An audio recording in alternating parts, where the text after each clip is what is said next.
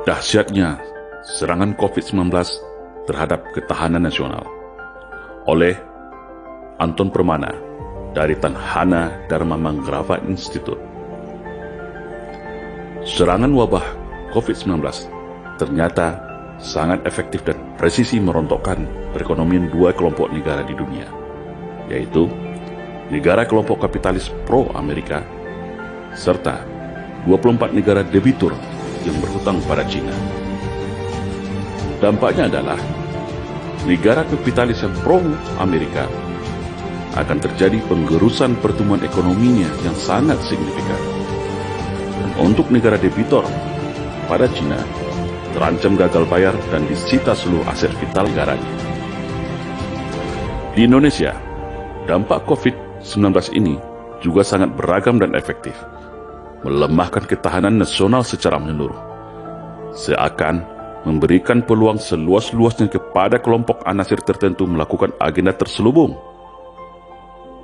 yaitu agenda terselubung kelompoknya untuk membajak negara. Karena posisinya, rakyat lemah, para aktivis lemah, aparat sibuk bertempur bersama petugas kesehatan, semua sumber daya negara terkuras untuk menangani wabah COVID-19 ini. Bagi masyarakat awam, COVID-19 ini adalah musibah dan pukulan berat. Tapi, bagi kelompok Cina Komunis dan elit kekuasaan Indonesia, COVID-19 ini adalah ladang keuntungan yang berlimpah. COVID-19 adalah senjata ampuh untuk meraup keuntungan luar biasa sambil melumpuhkan seluruh sendi ketahanan negara yang kita kenal dengan istilah Astagatra, yaitu yang terdiri dari Trigatra, sumber kekayaan alam, geografis dan demografis, dan Pancagatra, yang terdiri dari ideologi, politik, ekonomi, hukum, pertahanan keamanan, dan sosial budaya, atau kita singkat Ipolexus Budhankam. Karena dampak pukulan wabah COVID-19 ini membuat rakyat sekarat dan negara selemah-lemahnya.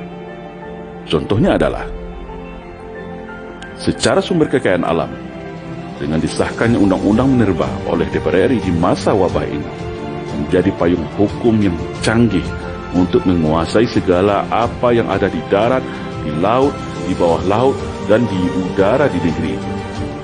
Baik itu tambang, mineral, batu bara yang begitu kaya dimiliki bangsa ini. Namun, sebentar lagi akan menjadi bancahan para elit global dan kelompok oligarki dalam negeri.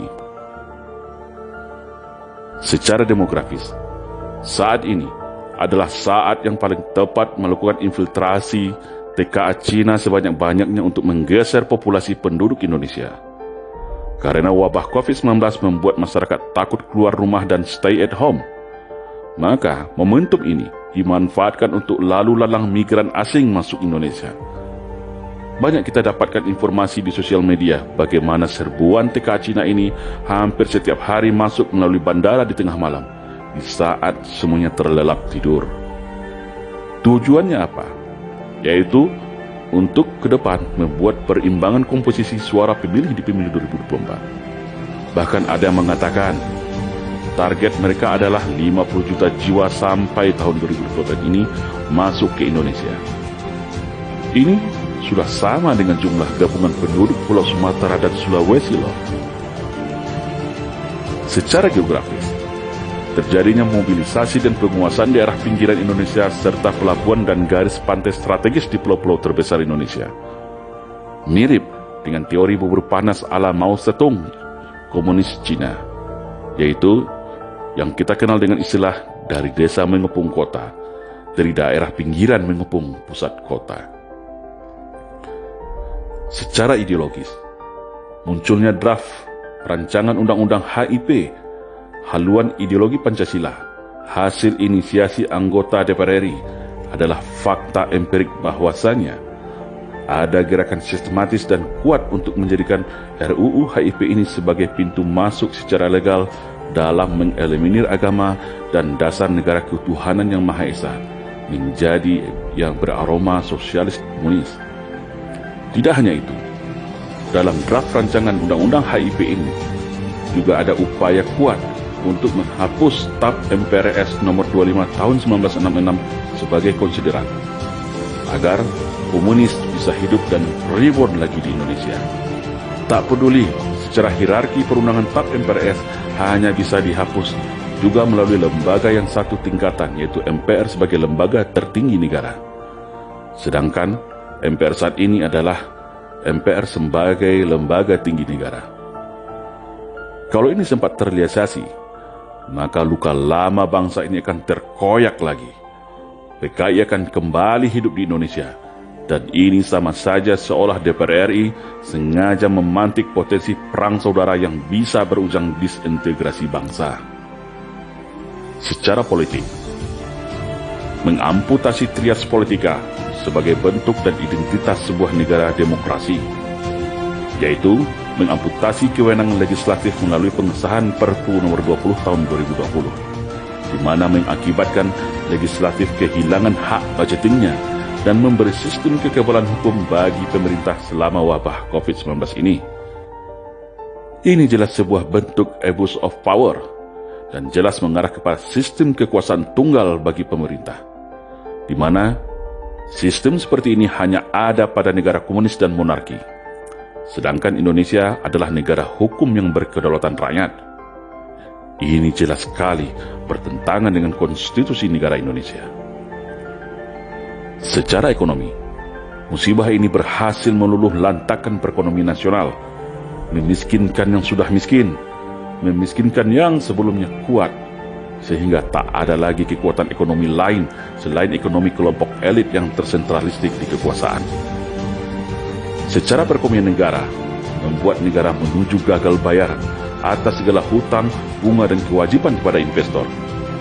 Dan hal inilah yang paling krusial, karena semua aset vital negara yang menguasai hajat hidup orang banyak beralih dengan mudah dan halus kepada kelompok elit investor yang dominan dikuasai komunis Cina.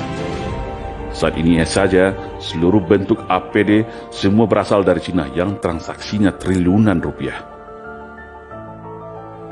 Kelumpuhan ekonomi nasional akibat wabah COVID-19 bukan dijadikan momentum konsolidasi nasional untuk berdikari, tapi malah menjadi pintu recovery menambah hutang.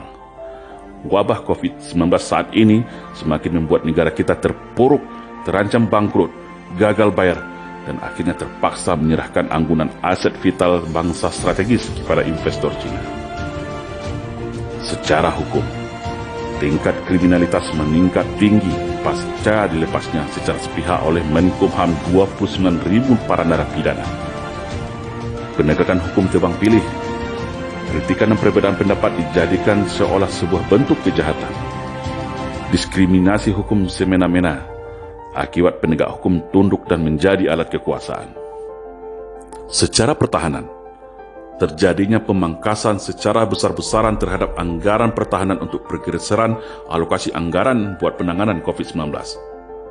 TNI lebih disibukkan menjadi supporting system tim kesehatan. Biasanya, dalam perang, TNI terdepan dan tim kesehatan menjadi supporting di belakang. Di saat wabah ini, petugas kesehatan yang berada di depan, TNI yang support di belakang. Begitu juga dalam agenda latihan gabungan, latihan bersama, juga banyak terancam tidak jadi terlaksana. Tentara tanpa ada kalender latihan tahun ini bisa sangat berbahaya.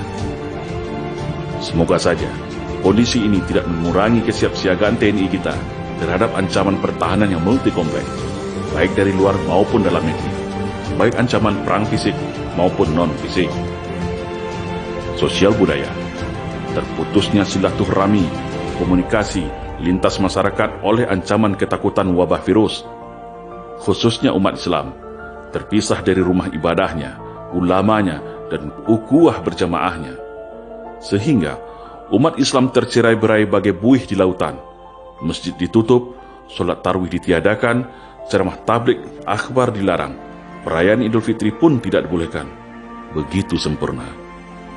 Mau berkumpul dan konsolidasi tidak bisa, terkunci oleh aturan PSBB, yang akhirnya hanya bisa menonton negeri ini bergerak entah kemana.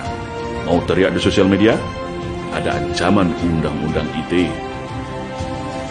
Masyarakat hari ini seakan dipaksa merubah budaya perilakunya. Yang paling dominan adalah ketergantungan kita semua akan perangkat komunikasi handphone dan internet atau kehidupan dunia maya. Masyarakat seperti ingin dijauhkan dari kehidupan spiritualnya, seperti menutup masjid, tidak bisa berkumpul kayak tak boleh kabar atau berinteraksi dengan kiai dan ulamanya. Semua dengan alasan wabah COVID-19. Tapi anehnya, ini tidak berlaku pada mal, kafe, pasar, konser musik, dan alat transportasi massa. Intinya seakan masyarakat mau digiring cukup jadi masyarakat dunia maya saja atau e-citizen, menjauhi kehidupan nyata yang bermuatan nilai kehidupan spiritual, menjauhkan masyarakat dari kehidupan agama secara halus.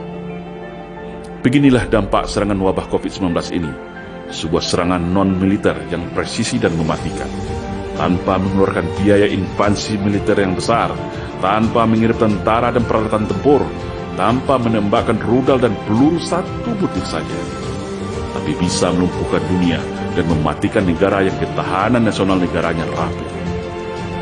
Kita tidak tahu apa yang akan terjadi ke depan pasca COVID-19 ini, tapi yang jelas, satu persatu sendi ketahanan nasional kita sudah terperteli. Tak ada lagi konsep kewaspadaan nasional sebagai early warning system. Tak ada lagi kepemimpinan nasional yang akan mengkoordinir, mengarahkan sistem manajemen nasional secara berwibawa. Wabah COVID-19 ini seakan ikut juga mematikan hati, logika, nalar dan rasa patriotisme nasionalisme bangsa.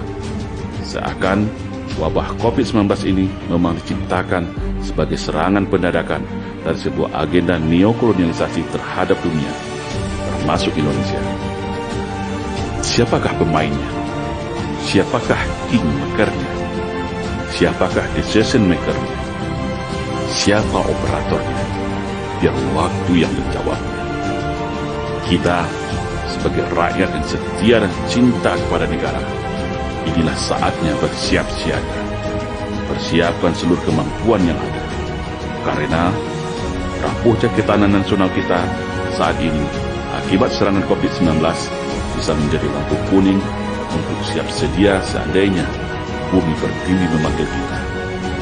Anda siap? Salam Indonesia Jaya.